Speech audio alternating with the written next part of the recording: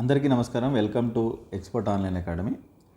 ఈరోజు మనము ఆంధ్రదేశానికి యూరోపియన్ల రాక, సో అడ్వెంట్ ఆఫ్ యూరోపియన్స్ అనేటటువంటి టాపిక్ ఈరోజు మనం చేద్దాము. అంటే ఇది ఓన్లీ మన ఆంధ్ర రీజియన్కి సంబంధించినటువంటి టాపిక్ ఇది.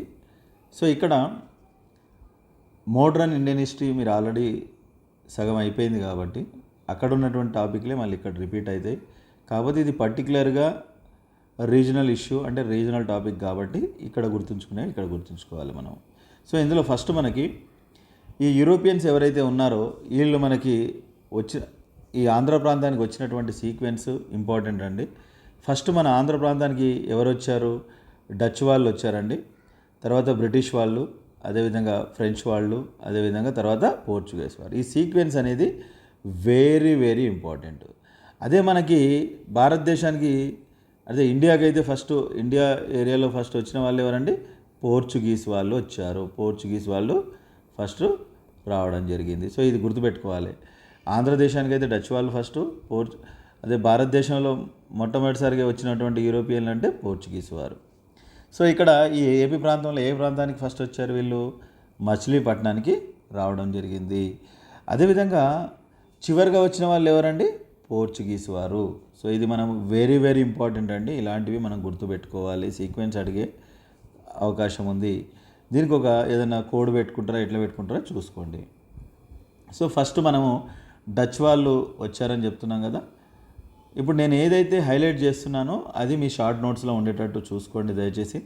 సో ఇంగ్లీష్ మీడియం వాళ్ళకి ఇది పెద్ద ఇబ్బంది ఏం కాదండి. దయచేసి కొంచెం వేరే ఆప్షన్ లేక చెప్పాల్సి వస్తుంది. సో దయచేసి మీరు కూడా అర్థం చేసుకోవాలి. నేనైతే హైలైట్ చేస్తున్నానో హైలైట్ చేసిన పాయింట్లు మీ షార్ట్ నోట్స్లో ఉండేటట్టు చూసుకోండి. ఇది ఇంగ్లీషు తెలుగు అర్థం కాకుండా ఏముండదు, చాలా సింపుల్ ఇది. సో ఫస్ట్ డచ్ వాళ్ళు వచ్చిన విధానము ఏందనేది చూద్దాము. వీళ్ళు ఫస్ట్ డచ్ వాళ్ళు వచ్చారు కదా, ఎప్పుడు ఇది 1605లో వచ్చారు. ఎక్కడికి వచ్చారు వీళ్ళు? మచిలీపట్నంకి వచ్చారు. 1605లో ఎక్కడికి వచ్చారండి వీళ్ళు? మచిలీపట్నానికి వచ్చారు. ఇలాంటివే గుర్తుపెట్టుకోవాలి. అదేవిధంగా దీనికి పర్మిషన్ ఇచ్చినటువంటి, అంటే ఈ బ్రిటిష్ వీళ్ళకి, యూరోపియన్స్కి, అదేవిధంగా కుతుబ్ షాహీస్కి లింక్స్ ఉంటాయండి. అంటే కుతుబ్ షాహీల తర్వాతనే వీళ్ళు వచ్చారు కాబట్టి. సో వీళ్ళకు పర్మిషన్ ఇచ్చినటువంటి చక్రవర్తి ఎవరంటే, అప్పుడు కింగ్ ఎవరు? కుతుబ్ షాహీ రూలర్ ఎవరు? Mohammed Quli Qutub Shah. Very very important అండి. ఇలాంటివే గుర్తుపెట్టుకోవాలి. డచ్ వాళ్ళకి ఎవరు ఇచ్చారు? కులీ కుతుబ్ షా. సో వీళ్ళకి ఇచ్చినటువంటి పర్మిషన్ ఏంది? ఈ కాయిన్స్ ప్రింటింగ్ కోసమని పర్మిషన్ ఇచ్చారు. సో వీళ్ళు ఏపీలో ఎక్కడెక్కడ వీళ్ళ యొక్క స్థావరాలు ఏర్పాటు చేసుకున్నారంటే, ఎక్కడెక్కడ వీళ్ళు ఉండడానికి ఏర్పాట్లు చేసుకున్నారంటే, నర్సాపురం, భీమునిపట్నం, పాలకొల్లు, గండవరం, గొల్లపాలెం, జగన్నాథపురం, పెటబోలి, కోరింగ. ఇవి అన్ని ప్రాంతాలు ఒకసారి జాగ్రత్తగా వినండి. అవి గుర్తుపెట్టుకోవాల్సిన అవసరం లేదు, కానీ కొంతవరకు గుర్తుపెట్టుకోవాల్సిన అవసరం ఉంది. అదేవిధంగా తర్వాత ఏమైందంటే 1759లో డచ్ వాళ్ళు ఎవరైతే ఉన్నారో వాళ్ళకి, అదేవిధంగా మనం ఇక్కడ చూసాము డచ్ వాళ్ళ తర్వాత ఎవరు వచ్చారండి? మనకి బ్రిటిష్ వాళ్ళు వచ్చారు. అంటే వీళ్ళ దగ్గర నుంచి వీళ్ళకి రాజ్యం అనేది అంటే ఏదైతే ఏరియా ఉందో వాళ్ళ హ్యాండ్ ఓవర్లోకి వచ్చేస్తుంది. సో ఇక్కడ ఏమవుతుంది? ఈ డచ్ వాళ్ళకి, అదేవిధంగా ఈ డచ్ అండ్ బ్రిటిష్ వాళ్ళకి మధ్యన ఒక వార్ జరుగుతుందంటే, ఆ వారే చిన్సురా ఆర్ బదేరా. చిన్సురా ఆర్ బదేరా అనేటటువంటి వార్ జరుగుతుంది. బదేరా అనే వార్ జరుగుతుంది. రెండు ఒకటే పేరు. సో దీంట్లో డచ్ వాళ్ళు ఏమవుతారంటే ఓడిపోతారు. వాళ్ళు ఎక్కడెక్కడైతే వాళ్ళ ప్లేసెస్ ఉన్నాయో, వాళ్ళు ఉన్నటువంటి ప్లేసెస్ వాళ్ళు బ్రిటిష్ వాళ్ళకి ఇచ్చేసి వీళ్ళు ఇండోనేషియాకి వెళ్ళిపోయారు. సో ఇది దీనికి సంబంధించి, అంటే ఈ నెదర్లాండ్స్కి, ఈ డచ్ వాళ్ళు ఎవరు? నెదర్లాండ్స్ అని అనుకున్నాం కదా. సో వాళ్ళు అక్కడికి వెళ్ళిపోతారు. సో ఈ యుద్ధ సమయంలో, అంటే ఈ వార్ జరిగింది కదా, ఈ చిన్సురా కానీ బదేరా అనే వార్ జరిగింది కదా, అప్పుడు బ్రిటిష్ గవర్నర్ జనరల్ ఎవరంటే రాబర్ట్ క్లైవ్. ఇలాంటివే అడుగుతారు, వెరీ వెరీ ఇంపార్టెంటు. సో ఇలా మనం గుర్తుపెట్టుకోవాలి. అదేవిధంగా British commander Francis Forde, Dutch commander పేరేంది జేబీ రసెల్. ఇవి గుర్తుపెట్టుకోవాలండి కొంచెం, ఇవి నోట్స్ రాసుకోవాలి. నేను ఇప్పుడు ఏవేవైతే హైలైట్ చేస్తున్నానో అండర్లైన్ చేశానో అవి మాత్రమే నోట్స్ రాసుకోవాలి. సో డచ్ వాళ్ళ తర్వాత ఎవరు వచ్చారు మనకి? బ్రిటిష్ వాళ్ళు. సో ఈ బ్రిటిష్ వాళ్ళు రావడానికి కారణము ఏ యుద్ధం అండి? చిన్సురా. దీన్నే బదేరా అనేటటువంటి యుద్ధము అని చెప్తున్నాను. సో జాగ్రత్తగా గుర్తుపెట్టుకోవాలి. సో బ్రిటిషర్స్ గురించి చూద్దాము. వీళ్ళు కూడా ఫస్ట్ వీళ్ళ యొక్క ప్లేస్ ఎక్కడండి? 1611లో మచిలీపట్నంలో వీళ్ళు వాళ్ళ లొకేషన్ పెట్టుకున్నారు. అదేవిధంగా ఫస్ట్ది ఏమో అది, సెకండ్ది ఏంటిది? పులికాట్. సో మచిలీపట్నం అండ్ పులికాట్ అనేది రెండు గుర్తుపెట్టుకోవాలి. అదేవిధంగా థర్డ్ వన్ ఆర్మగావ్, దుగరాజపట్నం అంటారు. ఇవి చాలా ఇంపార్టెంట్ అండి. ఫస్ట్ ఏది, సెకండ్ ఏది, ఒక చిన్న పాయింట్ 1, 2, 3 అని రాసుకోవాలి. సో ఇక్కడ ఈ కోస్తా ప్రాంతం ఏదైతే ఉందో అక్కడ ఈ బ్రిటిష్ వాళ్ళు ఎవరైతే ఉన్నారో ఈ డచ్ వాళ్ళతోటి చాలా గట్టి పోటీని ఎదుర్కోవాల్సి వచ్చిందంట. సో మనకి ఇక్కడ వాళ్ళకి వీళ్ళకి మధ్యన చాలా అంటే గొడవలు అయినాయి, అంటే వాళ్ళతోటి గట్టి పోటీని వీళ్ళు ఎదుర్కొన్నారు. సో అదేవిధంగా ఈ బ్రిటిషర్స్ ఎవరైతే ఉన్నారో వాళ్ళకి ఈ మచిలీపట్నంలో, మనం ఇంతకుముందు మాట్లాడుకున్నటువంటి మచిలీపట్నంలో ఒక ఫ్యాక్టరీని ఏర్పాటు చేసుకోవడానికి ఒక బంగారు ఫర్మానాన్ని జారీ చేయడం జరిగిందండి. Very very important. ఎవరు ఈ కుతుబ్ షాహీ రాజు? ఎవరు? Abdullah Hussain Qutub Shah. Very very important. ఇవే కదా చదవాల్సినవి, ఏది పడితే అది కాదు. సో బంగారు ఫర్మానాన్ని జారీ చేసినటువంటి రాజు ఎవరు? అబ్దుల్లా హుసేన్ కుతుబ్ షా. అదేవిధంగా డచ్ వాళ్ళకు కూడా జారీ చేసినటువంటి రాజుని మనము గుర్తుపెట్టుకోవాలి. అంటే వీళ్ళకి యూరోపియన్స్కి అదేవిధంగా ఎవరైతే ఈ కుతుబ్ షాహీస్ ఉన్నారో వాళ్ళకి లింకప్లు ఉన్నాయంటే వాళ్ళ తర్వాతనే వీళ్ళు వచ్చారు కాబట్టి. సో నెక్స్ట్ ఏమైంది? దీని తర్వాత ఈ ఆర్ముగంలో, అంటే ఈ ఆర్ముగం అనేటటువంటి ప్రాంతంలో ఈ బ్రిటిష్ అధికారి ఎవరైతే ఉన్నారో ఫ్రాన్సిస్ డేని కలిసి, సో ఈ మద్రాసు పట్టణం ఏదైతే ఉందో దాని దగ్గర ఒక బ్రిటిష్ స్థావరాన్ని ఏర్పాటు చేయాల్సిందిగా, అంటే చేయమని కోరింది ఎవరు? Damerla Venkatadri Naidu and Damerla Ayyannaidu. Very very important. ఈ మద్రాసు దగ్గర ఒక స్థావరాన్ని ఏర్పరచుకోండి అని చెప్పింది ఎవరు? వెంకటాద్రి నాయుడు అని అప్పన్నాయుడు. ఇలాంటివి అడుగుతుంటారు. అదేవిధంగా మద్రాస్ టౌన్ ఉంది కదా, అక్కడ ఒక కోటని నిర్మించడానికి, అదేవిధంగా సొంతంగా కరెన్సీని ప్రింట్ చేసుకోవడానికి ఈ ఫ్రాన్సిస్ డేకు ఏం చేశారు? వీళ్ళు అనుమతినిచ్చారు. ఈ అనుమతినిచ్చింది ఎవరు అంటే మనకి ఈ విజయనగర డినాస్టిక్ రూలర్ ఎవరైతే ఉన్నారో వెంకటపతి రాయలు 3. వెరీ వెరీ ఇంపార్టెంట్ అండి, ఇది కూడా గుర్తుపెట్టుకోవాలి. సో ఈ వెంకటపతి రాయలు 3 అనేటటువంటి రాజు పర్మిషన్ ఇచ్చాడు. అదేవిధంగా ఇక్కడ ఏమన్నాము? ఈ కోటకు పర్మిషన్ ఇచ్చారు కదా. ఇప్పుడు 1640 మార్చి 1 ఏమైంది? మద్రాసు పట్టణం వద్ద ఒక కోట నిర్మాణం జరిగింది. దాని పేరు సెయింట్ జార్జ్ కోట. ఇది కూడా ఇంపార్టెంట్. సో దీన్ని పూర్తి చేసింది ఎవరండి? Francis day. ఎందుకంటే ఆయనకే కదా ఈ వెంకటపతి రాయలు పర్మిషన్ ఇచ్చింది. సో దీన్ని పూర్తి చేసింది ఫ్రాన్సిస్ డే. అదేవిధంగా తర్వాత ఏమైంది? 1641 నాటికి ఈ భారతదేశం యొక్క తూర్పు తీరం ఏదైతే ఉందో ఈ తూర్పు తీరానికి ఎవరు? ఈ మద్రాసు కేంద్రంగా మారిపోయింది.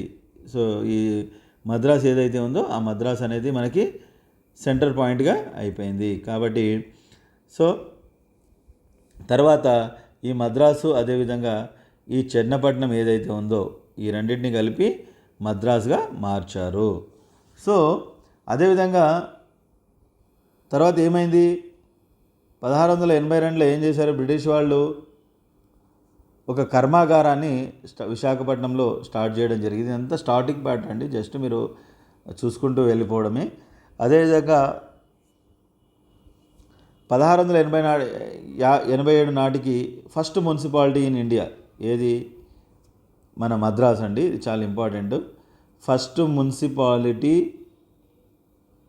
ఇన్ ఇండియా ఏది అంటే మద్రాస్. ఎప్పుడు ఇది 1687లో ఏర్పడడం జరిగింది. ఇది కూడా ఇంపార్టెంట్ పాయింటే, చాలా జాగ్రత్తగా ఎక్కువ గుర్తుపెట్టుకోవాల్సినవి ఉన్నాయి కాబట్టి జాగ్రత్తగా చూసుకోండి. అదేవిధంగా వీళ్ళ తర్వాత మనకి ఫస్ట్ డచ్ వాళ్ళు వచ్చారు, తర్వాత బ్రిటిష్ వాళ్ళు వచ్చారు, తర్వాత ఏ రాజు వీళ్ళకి పర్మిషన్ ఇచ్చారనేది రాసుకోవాలి, చాలా జాగ్రత్తగా రాసుకోవాలి. వాళ్ళు అక్కడ ఏమేమి చేశారు, వాళ్ళ స్థావరాలు ఏందనేవి ఇంపార్టెంట్. అదేవిధంగా నెక్స్ట్ ఫ్రెంచ్ వాళ్ళు ఆంధ్రప్రదేశ్కి ఎలా వచ్చారనేది ఒకసారి చూద్దాము. సో వీళ్ళు 1668లో తొలి ఒక బిజినెస్ ట్రేడ్ సెంటర్ని స్టార్ట్ చేశారు. సో ఈయన ఎవరు, ఏ అధికారి ఆధ్వర్యంలో అంటే మరాకారా అనేటటువంటి అధికారి ఆధ్వర్యంలో. సో దీనికి పర్మిషన్ ఇచ్చినటువంటి కుతుబ్షాహీ పాలకుడు ఎవరు, Abdullah Qutub Shah. Very very important, ఇవి మనం గుర్తుపెట్టుకోవాలి. అబ్దుల్లా కుతుబ్ షా దీనికి పర్మిషను ఇచ్చాడు. తర్వాత ఏమైందంట, ఈ వందవాసి అనేది ఒక వార్ జరుగుతుంది. ఎప్పుడు 1716లో జరుగుతుంది. సో వీళ్ళు కూడా బ్రిటిష్ వాళ్ళ చేతిలో ఓడిపోయి ఓన్లీ వీళ్ళు పాండిచ్చేరికే పరిమితం అయిపోయారు. అంటే పాండిచ్చేరి ఒకటి ఉంచేసుకొని మిగతాదంతా వాళ్ళు ఈ బ్రిటిష్ వాళ్ళు ఆక్రమించుకోవడము జరిగింది. సో ఈ వందవాసి వార్ ఏదైతే ఉందో, ఈ వందవాసి వార్లో ఈ బ్రిటిష్ గవర్నర్ జనరల్ ఎవరండి, సర్ ఐర్కూట్. అదేవిధంగా ఫ్రెంచ్ జనరల్ ఎవరు, కౌంట్ డిలాలీ. ఇది కూడా వెరీ వెరీ ఇంపార్టెంట్ అండి, గుర్తుపెట్టుకోండి. సో వెరీ ఇంపార్టెంట్ టాస్క్ ఇది, ఇలాంటివే మనం గుర్తుపెట్టుకోవాలి. నోట్స్ రాసేటప్పుడు కూడా నేను ఏవి హైలైట్ చేశాను, ఏది ఇంపార్టెంట్ అనో చూసి రాసుకోండి. అదేవిధంగా ఈ పాండిచ్చేరి నగరాన్ని నిర్మించిన ఫ్రెంచ్ ఆఫీసర్ ఎవరంటే ఫ్రాంకోయిస్ మార్టిన్. అక్కడ మనకి చెన్నై ఆయన ఫ్రాన్సిస్ డే. అదేవిధంగా దీనికి ఎవరండి, ఫ్రాంకోయిస్ మార్టిన్ అనేటటువంటి రాజు అధికారి దీన్ని నిర్మించడం జరిగింది. అదేవిధంగా పాండిచ్చేరిని వీళ్ళ యొక్క ప్రధాన బిజినెస్ ట్రేడ్ సెంటర్గా మార్చుకున్నారు ఎవరు, ఫ్రెంచ్ వాళ్ళు. సో అదేవిధంగా ఈ పాండిచ్చేరి టౌన్ ఏదైతే ఉందో దాని కన్స్ట్రక్షన్కి పర్మిషన్ ఇచ్చినటువంటి రూలర్ ఎవరు, షేర్ ఖాన్ లోడి అనేటటువంటి రూలరు పర్మిషన్ ఇచ్చాడు. అదేవిధంగా ఈ పాండిచ్చేరిలో వీళ్ళు కట్టినటువంటి కోట పేరేంది, ఒక ఫోర్ట్ ఏంది, సెయింట్ లూయిస్ అనేటటువంటి ఒక ఫోర్ట్ని వీళ్ళు కన్స్ట్రక్షన్ చేశారు. సో అదేవిధంగా భారతదేశంలో ఈ ఇండియాలో ఫస్ట్ ఫ్రెంచ్ గవర్నర్గా ఎవరు అపాయింట్ అయ్యారంటే మార్టిన్ అనేటటువంటి వ్యక్తి అపాయింట్ కావడము జరిగింది. సో ఇది ఫ్రెంచ్ వాళ్ళకి సంబంధించి. ఇక last but not least Portuguese. ఈ పోర్చుగీస్ వాళ్ళు ఎలా వచ్చారనేది ఒకసారి చూస్తే, సో వీళ్ళు చివరిగా వచ్చినారు, ఫస్ట్ కాదండి, వీళ్ళు లాస్ట్లో వచ్చినటువంటి వాళ్ళు. సో చివరిగా వచ్చారు. వీళ్ళకు పర్మిషన్ ఇచ్చినటువంటి ఆయన ఎవరు, మనకి అబ్దుల్లా కుతుబ్ షా పర్మిషన్ ఇచ్చారు. ఎవరికి పర్మిషన్ ఇచ్చారు అనేది రాసుకోవాలి. వీళ్ళు మొదటి స్థావరాన్ని ఫస్ట్ పాయింట్ ఎక్కడ, మచిలీపట్నంలో స్టార్ట్ చేశారు. అదేవిధంగా వీళ్ళ మెయిన్ ట్రేడ్ సెంటర్ ఏదంటే గోవాలో వీళ్ళు ట్రేడ్ సెంటర్ని స్టార్ట్ చేశారు. ఇది ఫస్ట్ మనకు మీరు ఇందులో గుర్తుపెట్టుకోవాల్సింది ఏంటంటే, ఆర్డర్ ఒకటి గుర్తుపెట్టుకోవాలి, ఎవరెవరు ఎప్పుడు వచ్చారనేది. రెండోది వీళ్ళకి పర్మిషన్ ఇచ్చినటువంటి రాజులు ఎవరు, అదేవిధంగా వీళ్ళు ఏ వార్స్ చేశారు, అదేవిధంగా వీళ్ళు చేసినటువంటి పనులు ఏమున్నాయనేది మనము చూసి రాసి పెట్టుకోవాలి. అదేవిధంగా ఈ యూరోపియన్స్ టైంలో ఈ ఆంధ్రదేశంలో ఉన్నటువంటి పరిస్థితి ఏంది, అసలు ఎలాంటి పరిస్థితి ఉండేదో ఒకసారి చూద్దాము. సో ఫస్ట్ ఏం చేశారు, వీళ్ళు జస్ట్ బిజినెస్ కోసం అని వచ్చారు. వచ్చిన వాళ్ళు ఏం చేశారు, తర్వాత ఒక దగ్గర ట్రేడ్ స్టార్ట్ చేసి స్టేట్ మొత్తము ఇది చేసుకున్నారు. సో తర్వాత చాలా కాంపిటీషన్ అయిపోయిందండి, Dutch, Portuguese, French, British. So దీన్ని తట్టుకోలేక ఫస్ట్ పోర్చుగీస్ వాళ్ళు బయటికి వెళ్ళిపోయారు, తర్వాత డచ్ వారు వాళ్ళ స్థావరాలను వీళ్ళు పోగొట్టుకున్నారు. సో ఈ బ్రిటిష్, ఫ్రెంచ్ వారు ఏం చేశారు, వీళ్ళిద్దరి మధ్యన కొన్ని వార్ జరిగాయండి. అవే మనకి కర్ణాటిక్ వార్స్, కర్ణాటిక్ యుద్ధాలని చెప్తాము, ఇది ఇంపార్టెంటే. తర్వాత మనం కర్ణాటిక్ వార్స్ గురించి మనం చదువుతాము, ఒకసారి చూద్దాము. ఆల్రెడీ మీరు ఇండియన్ హిస్టరీలో కూడా చదివారు, ఇంపార్టెంట్ ఏరియా అది. సో బ్రిటిష్ వాళ్ళకి ఫ్రెంచ్ వాళ్ళకి చాలా గొడవలు అయ్యాయి, అందులో ఆ యుద్ధాలే కర్ణాటిక్ వార్స్ అన్నట్టు. సో ఈ దీంట్లో ఏంటంటే ఫ్రెంచ్ వాళ్ళు ఓడిపోతారు కాబట్టి మొత్తం వీళ్ళే ఆక్యుపై చేసుకుంటున్నారు. సో వీళ్ళ టైంలో ఉన్నటువంటి టెక్స్టైల్ ఇండస్ట్రీ ఎలా ఉంది ఒకసారి చూద్దాము. టెక్స్టైల్ ఇండస్ట్రీకి సంబంధించి ఒకసారి చూస్తే, సో టెక్స్టైల్ ఇండస్ట్రీ గురించి మాట్లాడదాం. సో వీళ్ళు ఏం ఎక్స్పోర్ట్ చేసేవాళ్ళు అంటే కలంకారీ వస్త్రాలు ఇంపోర్ట్ చేసేవాళ్ళు. అదేవిధంగా చాలా పోటీ ఉండేదండి ఇవి కొనడానికి. అదేవిధంగా వీళ్ళ కాలంలో ఈ మరమగ్గాలు ఏవైతే ఉన్నాయో దాని మీద వేసేటటువంటి పన్ను ఏంటంటే ఈ ట్యాక్స్ ఏదైతే ఉందో మోతుర్బా పన్ను, వెరీ వెరీ ఇంపార్టెంట్. ఇది చాలాసార్లు అడిగాడు. ఈ మోతుర్బా ట్యాక్స్ అనేది వెరీ వెరీ ఇంపార్టెంటు. సో ఇది గుర్తుపెట్టుకోవాలి. అదేవిధంగా ఏ ఏరియాలో ఏమేమి దొరుకుతాయనేది చూసుకుంటే బిజినెస్ సెంటర్స్ ఏంటివి, అక్కడ అంటే ప్లేస్ ఏంటిది, అక్కడ ఉన్నటువంటి ఇండస్ట్రీ ఏందని చూద్దాం. మచిలీపట్నంలో కలంకారీ అండ్ అద్దకము డైయింగ్ ఇండస్ట్రీ, ధర్మవరం, పెద్దాపురం, బరంపూర్ పట్టు అండ్ సిల్క్, అదేవిధంగా శ్రీకాకుళంలో మజ్లిన్ వస్త్రాలు, నర్సాపూర్లో సన్నని వస్త్రాలు, ఏలూరులో తివాచులు అంటే కార్పెట్స్, కర్నూలులో కంబళ్ళు, ఆదోని బళ్ళారి రంగదుప్పట్లు, నెల్లూరు రుమాళ్ళు, ఇంజరం చేనేత పరిశ్రమ, పుల్లేటుకుర్రు నేత వస్త్రాలు, నర్సాపురం నౌకా నిర్మాణం, పల్నాడు వజ్ర పరిశ్రమ, వినుకొండ లోహ పరిశ్రమ, దుర్గి అలంకరణ వస్తువుల తయారీ. సో ఇవి అప్పుడు ఆ టైంలో ఉన్నటువంటి మెయిన్ ఇండస్ట్రీస్ అన్నట్టు. సో మనం ఇంతకుముందే అనుకున్నాము, ఈ వ్యాపారం బిజినెస్ కోసం వచ్చినటువంటి వీళ్ళ మధ్యన చాలా కాంపిటీషన్ ఎక్కువైపోయి అక్కడ ఉన్నటువంటి స్థానికులతో కలిసి ఈ ఆంగ్లో ఫ్రెంచ్లు ఎవరైతే ఉన్నారో వాళ్ళ మధ్యన యుద్ధాలు జరిగినాయి. దీన్నే కర్ణాటిక్ వార్స్ అని పిలుస్తారు. ఈ కర్ణాటిక్ వార్స్ దీన్నే ఆంగ్లో ఫ్రెంచ్ యుద్ధాలు అని పిలుస్తారు. సో దీనికి కారణాలు ఏమున్నాయి, అసలు ఈ ఆంగ్లో ఫ్రెంచ్ యుద్ధాలు జరగడానికి కారణం ఏంటంటే ఒకసారి చూద్దాము. సో ఒకటి ఈ సౌత్ ఇండియా, ఈ దక్కన్ ఏరియా ఏదో ఉందో అక్కడ సో పొలిటికల్ స్టెబిలిటీ అనేది లేకపోవడము. అదేవిధంగా ఈ బ్రిటిషు ఫ్రెంచ్ వాళ్ళు ఏంటంటే వాళ్ళు ఇంకా ఎక్కువ మేము స్ప్రెడ్ చేసుకోవాలి, దీన్ని ఇంకా ఎక్కువ ఎస్టాబ్లిష్ చేసుకోవాలి అనేటటువంటి ఒక ఇంట్రెస్ట్. అదేవిధంగా ఈ యూరోప్లో ఈ ఆస్ట్రియా గురించి వీళ్ళకి ఒక యుద్ధం జరుగుతుంది, ఆ వారసత్వ సమస్య గురించి. అదేవిధంగా తీవ్రమైనటువంటి ఈ బిజినెస్లో పోటీ. సో ఇలా మనకి మొత్తం వీళ్ళు ముగ్గురికి 3 యుద్ధాలు జరిగాయండి.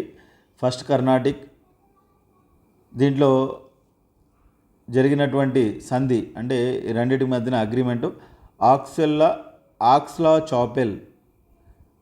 సో ఇదొక సంధి. రెండవ కర్ణాటిక్ యుద్ధం పాండిచ్చేరి, మూడవ కర్ణాటిక్ యుద్ధం ప్యారిస్. సో ఇక్కడ గుర్తుపెట్టుకోవాల్సింది ఏంటంటే ఇయర్స్ ఇంపార్టెంటే, ఇది గుర్తుపెట్టుకోవాలి. అదేవిధంగా అక్కడ జరిగినటువంటి సంధి అంటే అక్కడ ఒక ఒప్పందం జరిగింది, ఆ ఒప్పందము పేరేంటిది, name Aix-la-Chapelle, Pondicherry, Paris.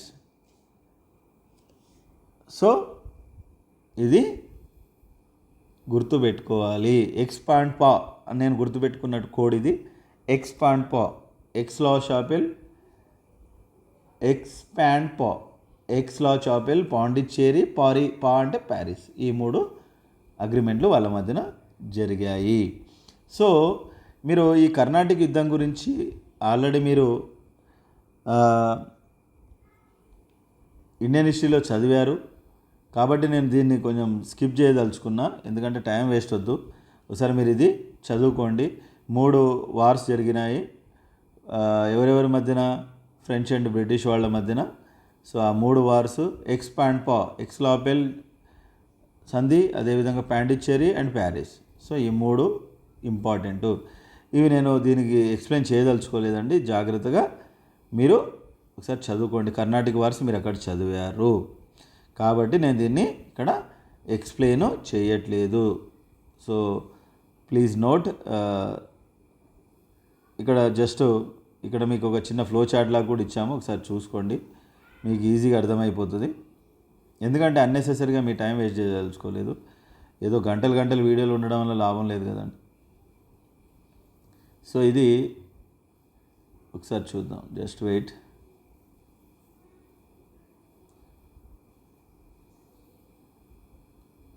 ఈ కర్ణాటక యుద్ధాలు ఒకసారి ఫ్లో చార్ట్ చూసుకొని నీట్గా అలాగే రాసుకోండి.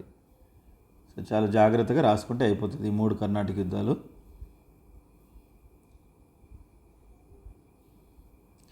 నెక్స్ట్ బొబ్బిలి యుద్ధం.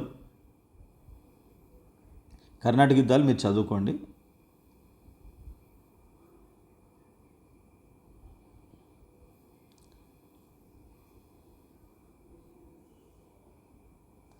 సో ఇప్పుడు బొబ్బిలి యుద్ధము గురించి మనం మాట్లాడదాము.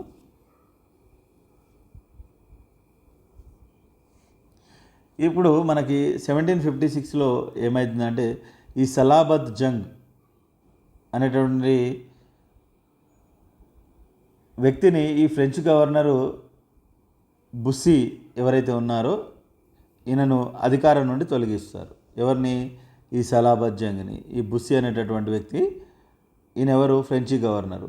ఈయనను సలాబత్ జంగ్ను అధికారం నుండి తొలగిస్తాడు. అప్పుడు ఏమవుతుందంటే ఈ న్యూస్ స్ప్రెడ్ అయ్యి ఈ రాజమండ్రి, అదేవిధంగా శ్రీకాకుళం బొబ్బిలి జమీందారులు ఎవరైతే ఉన్నారో అప్పుడు ఫ్రెంచ్ వారికి శిస్తు తొలగించడం అనేది, అంటే వాళ్ళకి ఇవ్వడం అనేది ఆపేశారు. అంటే ట్యాక్స్ కలెక్ట్ చేయడం అనేది ఆపేశారు. సో ఈ విజయనగరం జమీందారు ఎవరైతే ఉన్నారో ఈ విజయరామరాజుతో ఏమైంది అంటే ఈ విజయనగరం జమీందారు ఉన్నారు కదా, ఎవరు? విజయరామరాజు. ఈయనతోటి ఈ బుస్సీకి మంచి సంబంధాలు ఉన్నాయి. సో అందుకనే విజయనగరం బొబ్బిలి జమీందారుల మధ్య గల వైరం కారణంగా స్వతంత్రించిన బొబ్బిలి జమీందారు రంగారావుపై బుస్సీ సహాయంతో విజయరామరాజు 1757 జనవరి 24న బొబ్బిలిపై ఆక్రమణ చేసి రంగారావును వధించి బొబ్బిలి కోటను ఆక్రమించాడు. అయితే అప్పుడులో ఒక స్వతంత్ర అంటే మామూలుగా అంటే విప్లవం లాగా అంటే ఎదురు తిరిగాడు అన్నట్టు. ఎవరు? ఈ రంగారావు అనేటటువంటి జమీందారు. అయితే ఈ స్థానికుల సహాయంతో ఈ రంగారావుని ఏం చేశారు? 1757 జనవరి 24న ఈయనను చంపేసి ఈ బొబ్బిలి కోటను ఆక్రమించుకున్నారు. ఎవరు? మన బుస్సీ, అదేవిధంగా ఈ విజయనగరం జమీందారు ఎవరైతే ఉన్నారో విజయరామరాజు ఇద్దరు కలిసి. సో ఈ బొబ్బిలి ఎప్పుడైతే ఆక్రమించుకున్నారో ఇతర జమీందారులు కూడా ఏం చేశారు? ఈ ఫ్రెంచ్ వాళ్ళ ఆధిపత్యాన్ని అంగీకరించడం జరిగింది. రంగారావు ఎవరైతే ఉన్నారో ఇంతకుముందు ఈ బొబ్బిలి జమీందారు వాళ్ళ బంధువు అయిన తాండ్ర పాపారాయుడు ఎవరైతే ఉన్నారో ఈ విజయనగర సైన్య గుడారంలోకి వెళ్ళి ఈ రామరాజును చంపేశాడు. సో ఇవి గుర్తుపెట్టుకోవాలండి. అదేవిధంగా ఈ యుద్ధంలో సాధించినటువంటి సక్సెస్ ఏదైతే ఉందో దాంతో ఈ ఫ్రెంచ్ వాళ్ళు ఏం చేశారంటే ఈ ఫ్రెంచ్ గంజాం నుండి గుంటూరు వరకు గల ఉత్తర కోస్తాపై అధికారాన్ని హస్తగతం చేసుకున్నారు. అంటే వాళ్ళ అధికారాన్ని విస్తరించుకున్నారు అని చెప్పుకోవచ్చు మనం. ఈ విధంగా ఏమైంది? ఆంధ్రదేశంలో అధికారం నెలకొల్పిన మొదటి ఐరోపా వాసులుగా ఫ్రెంచ్ వాళ్ళు. చాలా ఇంపార్టెంట్ అండి ఇది. ఆంధ్రదేశానికి ఫస్ట్ వచ్చిన వాళ్ళేమో డచ్, ఇది ఇంపార్టెంట్. కానీ వాళ్ళు ఏం చేశారు? వర్తక స్థావరాలు మాత్రమే, అంటే ఓన్లీ బిజినెస్ మాత్రమే పర్మిషన్ ఉంది వాళ్ళకి. కానీ ఫస్ట్ ఒక రాజ్యాధికారం, అంటే ఒక రాజ్యాన్ని హస్తగతం చేసుకోవడం అనేది మొదట ఎవరు చేశారండి? ఫ్రెంచ్ వాళ్ళు చేశారు. వెరీ వెరీ ఇంపార్టెంట్ అండి. ఆంధ్రదేశంలో అధికారం నెలకొల్పిన మొదటి ఐరోపా వాసులు ఎవరండి? ఫ్రెంచ్ వాళ్ళు. ఇలాంటి క్వశ్చన్లే అడుగుతారు, జాగ్రత్తగా గుర్తుపెట్టుకోండి. సో ఇక్కడ ఈ ఫ్రెంచ్ సేనాపతి ఎవరైతే ఉంటారో ఆయన పేరు కౌంట్ డిలాలీ. ఈ కౌంట్ డిలాలీ యొక్క ఆర్డర్ ఇస్తే ఏమైతుంటే థర్డ్ కర్ణాటిక్ వార్ ఉంది కదా, అప్పుడు ఈ బుస్సీ ఎవరైతే ఉన్నారో ఉత్తర సర్కారులపై ఈ కాన్స్లావ్ను అధికారిగా నియమించాడు. సో కాన్స్లావ్ అనే వ్యక్తి రాజమహేంద్రవరంను రాజధానిగా తన పాలన సాగించాడు. ఇది బొబ్బిలి యుద్ధం గురించి అండి. చాలా జాగ్రత్తగా, ఈ బొబ్బిలి యుద్ధం ఎవరెవరి మధ్యన జరిగిందండి? సో ఫ్రెంచ్ వాళ్ళకి, అదేవిధంగా అప్పుడు స్వతంత్ర జమీందారు అయినటువంటి, తిరుగుబాటు జమీందారు అయినటువంటి రంగారావుకు మధ్యన జరిగింది. సో ఇక్కడ ఇద్దరు చనిపోయారు, రంగారావు అదేవిధంగా విజయరామరాజు, ఇద్దరు చనిపోవడం జరిగింది. తర్వాత ఈ ఆంగ్లేయులు ఉత్తర సర్కారుల యొక్క ఆక్రమణ, ఈ ఉత్తర సర్కారులు ఏవైతే ఉన్నాయో అవి ఆక్రమించుకున్నారు. సో ఒకసారి ఆక్రమణ గురించి మనము ఒకసారి చూద్దాము. సో ఇలాంటి ఈ ఉత్తర సర్కారులు ఏంటివి, అసలు ఈ దత్త మండలాలు అంటే ఏంది అనేది ఒకసారి మనం తీసుకుంటే, సో ఒకసారి వీటి గురించి మనం డిస్కస్ చేద్దాము. సో ఉత్తర సర్కార్స్, సో ఫస్ట్ మనకి ఈ కాశీంకోట ఒప్పందం అనేది ఒకటి అగ్రిమెంట్ అనేది జరిగింది. ఎప్పుడు ఇది? 1758 డిసెంబర్ 21న. ఈ విజయరామరాజు ఎవరైతే ఉన్నారో ఆయన చనిపోయిన తర్వాత ఆయన ప్లేస్లో అధికారం అంటే పట్టాభిషేకం అయింది ఎవరు? ఆనంద గజపతి. బొబ్బిలి యుద్ధంలో తన తండ్రి విజయరామరాజు చేసిన సహాయానికి ఫ్రెంచి వారు తగిన ప్రతిఫలం ఇవ్వలేదని భావించిన ఆనంద గజపతి ఫ్రెంచి వారితో వైరం పెంచుకొని ఉత్తర సర్కారులను స్వాధీనం చేసుకోవడానికి వారితో యుద్ధం చేయాలని నిర్ణయించుకున్నాడు. సో తర్వాత వచ్చింది ఎవరండి? గజపతి వచ్చాడు. ఈయన ఫ్రెంచి వాళ్ళతోటి వైరం పెట్టుకున్నాడు. సో ఈయన బ్రిటిష్ వాళ్ళకి సాయం చేయమని అడిగాడు. ఈయన ఎవరు? ఈ ఆనంద గజపతి. రాబర్ట్ క్లైవ్ అప్పుడు ఏం చేశాడంటే తన సేనాని ఫోర్డ్ని పంపాడు. ఈ పేర్లు గుర్తుపెట్టుకోవాలి, రాబర్ట్ క్లైవ్, అదేవిధంగా వాళ్ళ ఆర్మీ ఆఫీసరు ఫోర్డ్. సో వీళ్ళిద్దరికి మధ్యన, ఈ ఆనంద గజపతికి అదేవిధంగా ఫోర్డ్కి మధ్యన కాశీంకోట అగ్రిమెంట్ జరుగుతుంది. ఇందులో ఈ అగ్రిమెంట్లో మెయిన్ థీమ్ ఏంటంటే ఈ రెండు సైన్యాలు దీంట్లో పాల్గొనాలి ఒకటి. అదేవిధంగా కొత్తగా గెలిచిన ప్రాంతాల్లో శిస్తు వసూలు అధికారం గజపతులకు ఇవ్వాలి. అదేవిధంగా అంటే ట్యాక్స్ కలెక్షన్ గజపతులకు ఇవ్వాలి. అదేవిధంగా ఆ ప్రాంతాల్లో ముఖ్యమైన రేవు పట్టణాలు, వ్యాపార కేంద్రాలు ఆంగ్లేయుల ఆధీనంలోకి రావాలి. సో ఇది. సో అదేవిధంగా యుద్ధ సమయంలో కొల్లగొట్టిన సంపదను ఉభయ పక్షాలు సరిసమానంగా పంచుకోవాలి. అదేవిధంగా ఆంగ్లేయుల సైన్యానికి అయ్యే 50,000 ఖర్చును ఆనంద గజపతి చెల్లించాలి. ఇది వాళ్ళ అగ్రిమెంటు. సో ఇది. దీని తర్వాత మనకి ఇంకో యుద్ధము, అది కాశీంకోట అగ్రిమెంట్ అండి. ఇప్పుడు ఏమైంది? 1758 డిసెంబర్ 7 ఒక చందుర్తి యుద్ధం జరిగింది. సో ఈ రాజమండ్రి సమీపంలో చందుర్తి వద్ద ఆంగ్లేయులు, అదేవిధంగా కల్నల్ ఫోర్డ్, అదేవిధంగా విజయనగర సైన్యం అంటే ఆనంద గజపతి రాజు సైన్యము, అదేవిధంగా ఫ్రెంచ్ సైన్యాలు ఏవైతే ఉన్నాయో వాళ్ళకి మధ్యన డిసెంబర్ 7న చందుర్తి యుద్ధం జరిగింది. ఈ యుద్ధంలో ఏమవుతుంది? ఫ్రెంచ్ వారు ఓడిపోయి ఈ ఉత్తర సర్కారులు ఎవరు తీసుకున్నారు? వీళ్ళు ఆక్రమించుకున్నారు. మళ్ళీ యుద్ధానంతరం ఏమైంది? యుద్ధం అయిన తర్వాత పెద్దాపురం, పిఠాపురం కోటలను ఆనంద గజపతి ఆక్రమించుకున్నాడు. సో ఇది. అదేవిధంగా రాజమండ్రి కోటను తనకు అప్పగించాల్సిందిగా ఆనంద గజపతి ఆంగ్లేయులను కోరగా ఈ ఆంగ్లేయులు కూడా ఈయన మీద మళ్ళీ తిరగబడ్డరు. కానీ మద్రాసు ప్రభుత్వం జోక్యంతో ఇరువురు మధ్య సంధి జరిగి నూతన ఒప్పందం ప్రకారం ముందు కంటే ఎక్కువ శిస్తు ఆంగ్లేయులకు చెల్లించడానికి ఒప్పుకున్నాడు ఈయన. సో ఇది. భారతదేశంలో బ్రిటిష్ సామ్రాజ్య స్థాపనకు ప్లాసీ యుద్ధం అనేది పునాది, అంటే బేస్ అది. అదేవిధంగా మన ఆంధ్రలో బ్రిటిష్ సామ్రాజ్య స్థాపనకు చందుర్తి యుద్ధము కారణమైంది. Very very important. అందుకనే చందుర్తి యుద్ధం ద్వారానే బ్రిటిష్ వాళ్ళు మన దగ్గర సామ్రాజ్య స్థాపనకు నాంది పలికారు. అదే ప్లాసీ యుద్ధం వల్ల భారతదేశంలో బ్రిటిష్ వాళ్ళు, అంటే ఈ రెండు కూడా బ్రిటిష్ వాళ్ళకి సంబంధించిందండి. అక్కడనేమో భారతదేశంలో ఎంటర్ అయినప్పుడేమో ప్లాసీ యుద్ధము 1757లో జరిగింది, అది మీకు అందరూ తెలిసిందే. ఇదేమో చందుర్తి యుద్ధం ఏపీలో ఆక్యుపై చేసుకోవడానికి వీళ్ళు చేసినటువంటిది. నెక్స్ట్ మచిలీపట్నం ఆక్రమణ. ఇది 1759లో అయిందండి. సంవత్సరాలు అవసరం లేదు. సో ఇక్కడ ఉత్తర సర్కార్లో ఫ్రెంచ్ వారి అధికారం పూర్తిగా కోల్పోయేలా చేయడానికి ఆంగ్లేయులు, అంటే ఇక ఫ్రెంచ్ వాళ్ళ మొత్తం అక్కడి నుంచి పంపించాలని చూశారు కదా, వీళ్ళు ప్రసిద్ధ ఓడర్ ఏవైతే ఉందో మచిలీపట్నంలో ఆక్రమించాలని చూశారు వీళ్ళు. అప్పుడు ఫ్రెంచ్ వాళ్ళు ఏం చేశారు, అప్పుడు నిజాం రాజు ఎవరైతే ఉన్నారో ఆ సలాబత్ జంగ్ యొక్క సాయం కోరిరు. సో ఈ హైదరాబాద్ నుంచి ఈయన ఏం చేశాడు, నిజాం సైన్యాలు రాకముందే ఆంగ్లేయ అధికారి కల్నల్ ఫోర్ట్ మచిలీపట్నం ముట్టడి ప్రారంభించాడు.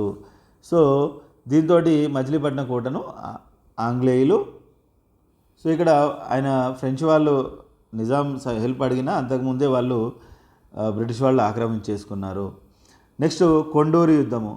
సో ఈ కొండూరు యుద్ధం ఏదైతే ఉందో ఈ మచిలీపట్నం జరిగినటువంటి యుద్ధం తర్వాత ఆనంద గజపతికి పెద్దాపురం జమీందారు జగపతికి మధ్య జరిగిన యుద్ధం ఇది. సో ఈ యుద్ధంలో ఎవరు యుద్ధం సాధించారు, ఆనంద గజపతి సాధించి సామర్లకోట, పెద్దాపురం, పిఠాపురం కోటలను ఆక్రమించేసుకున్నాడు. సో ఈ 1760లో ఏమైంది, ఆనంద గజపతి చనిపోవడంతో ఆంగ్లేయులు మొత్తం వాళ్ళ తిరుగులేని అధికారాన్ని వీళ్ళు సొంతం చేసుకున్నారు. సో ఆంగ్లేయులు ఈ ఉత్తర సర్కార్లను ఎలా పొందారు, సో ఇక్కడ ఏమైంది, 1765లో ఈ మొఘల్ చక్రవర్తి షా ఆలం ఆంగ్లేయులకు ఏం చేశాడు, ఈ ఉత్తర సర్కార్లను అప్పగించాలని ఒక ఫర్మానా ఇచ్చాడు. ఇది ఇంపార్టెంట్ అండి. అదేవిధంగా అప్పుడు ఆ ఫర్మానాన్ని అందుకున్నటువంటి బ్రిటిష్ గవర్నర్ జనరల్ ఎవరు, రాబర్ట్ క్లైవ్.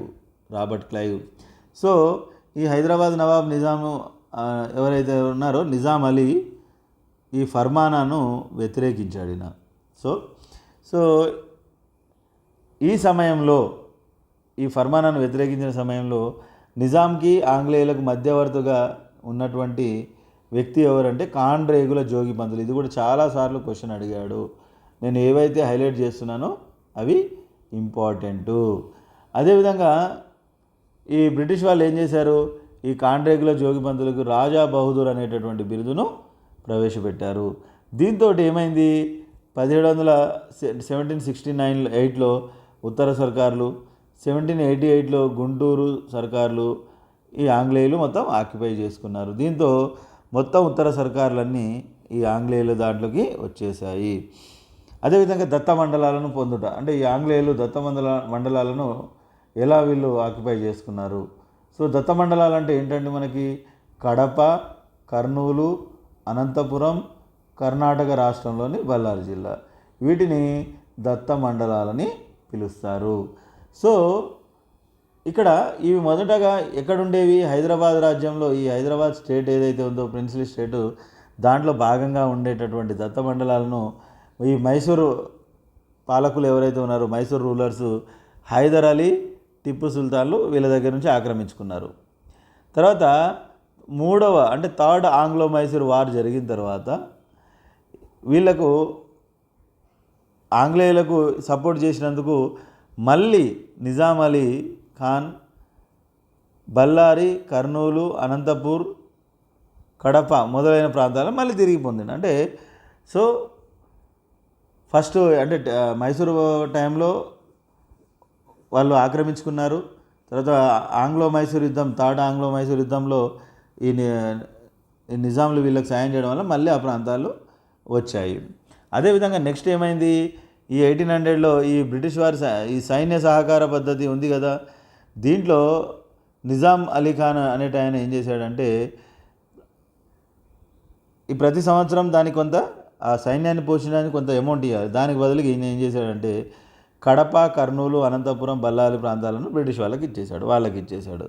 అందుకనే దత్తత ఇచ్చాడు. అందుకని ఈ మండలాలను ఏమని పిలుస్తారు, దత్త మండలాలు అని పిలుస్తారు. సో 1928 వరకు అదే పేరుతో పిలిచారు. సో ఈ దత్త మండలాలుగా పేరొందినటువంటి ఈ ప్రాంతాలు శ్రీకృష్ణదేవరాయల ఏలుబడిలోని ప్రాంతాలు కావున వీటిని 1928 నుండి వీటిని రాయలసీమగా మార్చాలని సూచించిన వారు Gadicherla Hari Sarvottama Rao. Very very important. So ఈ దత్త మండలాలను రాయలసీమగా మార్చమని సలహా ఇచ్చింది ఎవరు? గాడిచెర్ల హరిసర్వోత్తమరావు. సో నెక్స్ట్ ఏమైంది? ఈ సర్వేపల్లి రాధాకృష్ణ అధ్యక్షతన 1928 ఆంధ్ర మహాసభ జరిగింది నంద్యాలలో. ఈ రాయలసీమ అనే పేరుని ఆమోదించడం జరిగింది. అప్పటి నుండి దత్త మండలాలు అనేవి రాయలసీమగా పిలువబడుతున్నాయి. ఇవి దత్త మండలాల యొక్క స్టోరీ అండి. చాలా జాగ్రత్తగా చదువుకోండి, వెరీ వెరీ ఇంపార్టెంటు. సో ఎక్కువ గుర్తుపెట్టుకునేవి ఉన్నాయి, కొంచెం చూసుకోండి. సో అదేవిధంగా చిత్తూరు, నెల్లూరులను ఈ ఆంగ్లేయులు ఎట్లా ఆక్యుపై చేసుకున్నారో చూస్తే, అప్పటికల్లా అంటే 18th సెంచరీ కల్లా, ఈ 1800 సంవత్సరం కల్లా వీళ్ళ ఆధీనంలో లేనివి ఏంటివి? నెల్లూరు, చిత్తూరు. తర్వాత ఈ కర్ణాటిక్ నవాబ్ ఎవరైతే ఉన్నారో మహమ్మద్ అలీ, ఈయన చనిపోయిన తర్వాత ఉందత్ ఉల్ ఉమ్రా పాలన సరిగా లేకపోవడంతో ఈ ప్రజలు చాలా ఇబ్బంది పడ్డారండి. అప్పుడు ఏమైందంటే 4వ మైసూర్ యుద్ధంలో ఈ కర్ణాటిక్ నవాబు ఈ మైసూర్ పాలకులు టిప్పు సుల్తాన్కి సాయం చేశాడనేటువంటి నెపంతో ఈ బ్రిటిష్ వాళ్ళు ఈ నెల్లూరు, చిత్తూరు ప్రాంతాలను ఆక్రమించారు. సో దీంతో ఆంధ్ర ప్రాంతం మొత్తం లాస్ట్కి వచ్చినటువంటి ఏంటివంటే వీళ్ళ ఆధీనంలోకి నెల్లూరు, చిత్తూరు, ఇది కూడా అడగవచ్చు. దీంతో ఆంధ్ర ప్రాంతం మొత్తము వీళ్ళ ఆధీనంలోకి వచ్చేసింది. సో తర్వాత ఏమైంది?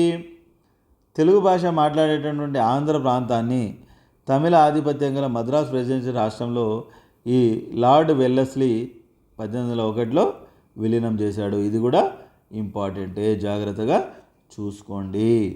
సో 1801లో జరిగింది. సో ఇది మనకి దీనికి సంబంధించినటువంటి అంశము. సో నెక్స్ట్ క్లాస్లో మనము ఈ కంపెనీ పాలనకు వ్యతిరేకంగా జరిగిన జమీందారుల తిరుగుబాటు, అదేవిధంగా మనకి ఈ 1857 రివోల్ట్ ఒకటి మనం చూడొచ్చు. సో ఇది చాలా చిన్న టాపిక్ అండి. అందులో ఉన్నంత ఇండియన్ హిస్టరీలో ఉన్నంత పెద్దగా మనకి ఇది ఉండదు. సో ఇందులో దీని కంటిన్యూషను మనం ఒకసారి చూసుకుంటే సో జమీందారులు అనే వాళ్ళు వీళ్ళకు ఒకసారి చూద్దాము.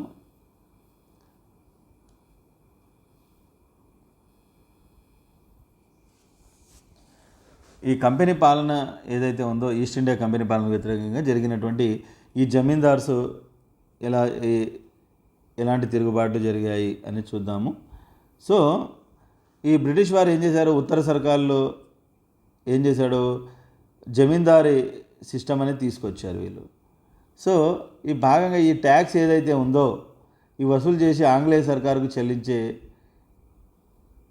పేష్కస్ను జమీందారులు సకాలంలో చెల్లించకపోవడంతో ఈ జమీందారులకు ఆంగ్లేయులకు మధ్యన ఘర్షణలు ప్రారంభమయ్యాయి. అంటే వీళ్ళు వసూలు చేసి వాళ్ళకి పైసలు ఇవ్వకపోతే గొడవలు స్టార్ట్ అయినాయి అన్నట్టు. సో ఈ బ్రిటిష్ పాలకుల చర్యలకు వ్యతిరేకంగా తిరుగుబాటు చేసిన తొలి జమీందారు నరసింహ అప్పారావు. ఈయన నూజివీడు జమీందారు. తర్వాత ఈ బెజవాడ జమీందారులు ఎవరు? కల్వకోలను రామారావు, చిన్నారావు. అదేవిధంగా ఈ మైలవరం జమీందారుగా బాధ్యతలు స్వీకరించిన వెంకట రామారావు శిస్తు బాకీ సరిగా చెల్లించినందుకు సంస్థానాన్ని బ్రిటిష్ వాళ్ళు స్వాధీనం చేసుకున్నారు. అదేవిధంగా 1788లో ఈ చింతపల్లి సంస్థానం ఏదైతే ఉందో, ఈ చింతపల్లి సంస్థానము దాని యొక్క బాధ్యతలు చేపట్టినటువంటి వాసిరెడ్డి వెంకటాద్రి నాయుడు బ్రిటిష్ వారికి సకాలంలో సేమ్ ట్యాక్స్ కట్టకపోతే అతడిని గుంటూరులో నిర్బంధించారు వీళ్ళు. అదేవిధంగా దీని మీద ఈ చింతపల్లి సంస్థానం ఏదైతే ఉందో దాని మీద పూర్తి అధికారాన్ని కోల్పోవడంతో ఆయన తన మకాంని అమరావతికి మార్చాడు. సో అదేవిధంగా 1816లో వెంకటాద్రి నాయుడు చనిపోయిన తర్వాత అతని దత్తకుమారులు ఎవరైతే ఉన్నారో వాళ్ళు సరిగా పే చేయకపోతే ఈ అమరావతి సంస్థానం బ్రిటిష్ వాళ్ళ యొక్క వరమైంది. సో ఇది దీనికి సంబంధించి. అదేవిధంగా ఈ మొగల్తూరు జమీందారు ఎవరైతే ఉన్నారో ఈ కలిదిండి తిరుపతి రాజు, సో ఈయన కూడా సేమ్ అదే పరిస్థితి. సో దివాను భూపయ్య సాయంతో ప్రభుత్వ ప్రతినిధి రావెల్ బాధ్యతలు చేపట్టినట్ట.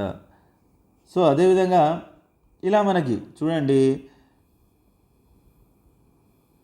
చాలా జాగ్రత్తగా మనం చూసుకోవాలి.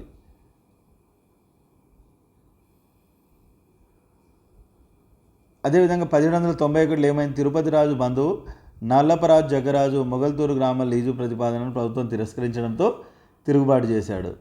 సో ఆయన ఆదోని డివిజన్లోని తరణికల్లు గ్రామ పటేల్ ముతుకూరి గౌడప్ప ఆంగ్లేయులకు వ్యతిరేకంగా తిరుగుబాటు చేసి సబ్ కలెక్టర్ కార్యాలయంపై దాడి చేసి అధికారులను హత్య చేశాడంట. సో ఆదోని తాలూకా సబ్ కలెక్టర్ థాకర్ తరణికల్లు గ్రామంపై దాడి చేసి గౌడప్పను బంధించి ఉరితీశారు. సో గంజాం జిల్లాలోని ఏజెన్సీ ప్రాంతంలో జరిగిన బ్రిటిష్ వ్యతిరేక తిరుగుబాటుకు నాయకత్వం వహించింది కొర్ర మల్లయ్య. సో ఇలా మనకి అదేవిధంగా ఇవి చాలా జాగ్రత్తగా ఉండాలండి. సో ఈ ఉయ్యాలవాడ నరసింహారెడ్డి, మనం ఆల్రెడీ ఒక మూవీ కూడా వచ్చింది కదా. సో ఈ దత్త మండలాల్లో జరిగిన ఈ బ్రిటిష్ వ్యతిరేక తిరుగుబాట్లకు నాయకత్వం వహించింది ఈయననే, జాగ్రత్తగా గుర్తుపెట్టుకోవాలి. సో ఇది వీళ్ళ కాలంలో జరిగినటువంటి యుద్ధాలు ఏమున్నాయి, పద్మనాభ యుద్ధము, ఒకసారి బొబ్బిలి యుద్ధము, కాశీంకోట యుద్ధము, చందుర్తి యుద్ధం, ఇవి చాలా జాగ్రత్తగా చూసుకోవాలి. అక్కడ మనం పైన డిస్కస్ చేసినవే, అన్నెసెసరీగా దాని టైం వేస్ట్ చేసుకోకండి. అదేవిధంగా ఆంధ్రప్రదేశంలో 1857 తిరుగుబాటు, ఇది చాలా బ్రిటిష్ పాలనలో ఎన్నో మార్పులు రావడానికి ఇది కారణమైంది. సో ఈ మే 10వ తేదీకి ఏమైంది, దేశవ్యాప్తంగా ఈ సిపాయిల తిరుగుబాటు అనేది స్టార్ట్ అయింది. సో కానీ ఆంధ్రాలో చాలా తక్కువ ప్రాంతాల్లో మాత్రమే ఇది స్టార్ట్ అయింది. ఒకటి పర్లాకిమిడి తిరుగుబాటు, ఇది గంజాం జిల్లా పర్లాకిమిడి ప్రాంతంలో దండసేనుడి నాయకత్వంలో తిరుగుబాటు చేశారు. సో ఈయన కూడా బ్రిటిష్ వాళ్ళు నిర్బంధించగా తప్పించుకొని పారిపోయిండిన. తర్వాత కెప్టెన్ విల్సన్ నాయకత్వంలో బ్రిటిషర్లు తిరుగుబాటును అణచివేశారు. ఇక్కడ ఇవి కొంచెం ఎవరెవరు అనేది గుర్తుపెట్టుకోవాలండి, ఇవి చాలా ఇంపార్టెంట్. సో తర్వాత దండసేనుడు ఉరిదీయబడ్డాడు, ఆగిపోయింది. నెక్స్ట్ మనకి కోరుకొండ సుబ్బరామిరెడ్డి, ఈయన గోదావరి జిల్లాలోని సుబ్బారెడ్డి అనే గ్రామాధికారి గిరిజనులను ఏం చేశాడు, యునైట్ చేసి ఈ ఎర్రన్నగూడెం ప్రధాన కేంద్రంగా తిరుగుబాటు చేశారు. సో ఇక్కడ ఈయన కూడా ఈ శంకరస్వామి అనేటటువంటి వ్యక్తి ద్వారా బ్రిటిష్ వాళ్ళకి తెలిసిపోయి ఈయనను కూడా ఉరితీయబడ్డారు. అదేవిధంగా కడపలో కూడా షేక్ పీర్ సాహెబ్ ఆధ్వర్యంలో జరిగింది. సో ఈయన బ్రిటిష్ వారికి వ్యతిరేకంగా జిహాద్ ప్రకటించాడు. ఇది ఇంపార్టెంట్ అండి, ఇలాంటివి గుర్తుపెట్టుకోవాలి. సో కడప పట్టణానికి మహమ్మద్ అని పట్టణం పెట్టాడు ఈయన. సో ఈయన కూడా అరెస్ట్ చేయడంతో అది కూడా ఆ ప్రాంతంలో కూడా ఆగిపోయింది. సో అదేవిధంగా ఈ ఆంధ్ర ఏరియాలో అసలు ఈ 1857 తిరుగుబాటు సరిగా జరగకపోవడానికి కారణం ఏంటంటే, వీళ్ళు బ్రిటిష్ వాళ్ళతోటి సానుకూలంగా ఉండడము. ఇంతకుముందే చాలా యుద్ధాలు జరిగాయి, మీరు చూశారు. వాటి వల్ల శాంతి భద్రతలు సరిగా లేకపోవడము, ఇప్పుడు వీళ్ళతోటి మంచిగా ఉంటే కొంచెం శాంతి భద్రతలు మంచిగా ఉంటాయని వీళ్ళు ఆలోచించడము. అదేవిధంగా ఈ బలవంతులైన జమీందారులు బ్రిటిష్ వారికి అండగా నిలవడము. సో బ్రిటిష్ పాలన అంతం చేసినా తమకు మేలు జరుగుతుందనే నమ్మకంలో ప్రజల్లో లేకపోవడము. సో ఇవి అంటే మనకు 1857 సిపాయిల తిరుగుబాటు అనేది అంత పెద్దగా ఆంధ్ర ప్రాంతంలో వ్యాపించలేదు, అంటే విస్తరణ జరగలేదని మనం తెలుసుకోవాలి. సో కాకపోతే ఇక్కడ కొంచెం చిన్న చిన్న పాయింట్లు ఉన్నాయి, అవి హైలైట్ చేసినవి నోట్ చేసుకోండి. సో మనం ఈ టాపిక్లో ఏమేమి చేసాం, మనము అడ్వెంట్ ఆఫ్ యూరోపియన్ ఒకటి, ఎలా వచ్చారు ఆంధ్ర ప్రాంతంలోకి అనేది ఒకటి చూశాను. రెండోది 1857 రివోల్టు, పెద్దగా ప్రభావం ఏం లేదు. ఈ రెండు మీకు ఈ రోజులో ఉన్నటువంటి టాపిక్స్. సో ఇది జాగ్రత్తగా మీరు చదవండి. మిగతాది నెక్స్ట్ క్లాస్లో మనం డిస్కస్ చేద్దాం. నేను కొంచెం స్పీడ్గా చెప్పాను, ఇందులో అర్థం కాకపోవడానికి ఏం లేదండి. జాగ్రత్తగా పీడిఎఫ్ చదువుకుంటూ మీరు నోట్స్ రాసేసుకోండి. గుర్తుండదు, చాలా ఇంపార్టెంట్ పాయింట్లే రాసుకోండి, ఏది పడితే అది రాసుకోకండి. అదేవిధంగా ప్రీవియస్ క్వశ్చన్ పేపర్స్ కూడా చూస్తే మీకు క్లారిటీ వస్తుంది. సో థ్యాంక్ యూ అండి. మనం నెక్స్ట్ క్లాస్లో మళ్ళీ కలుద్దాం.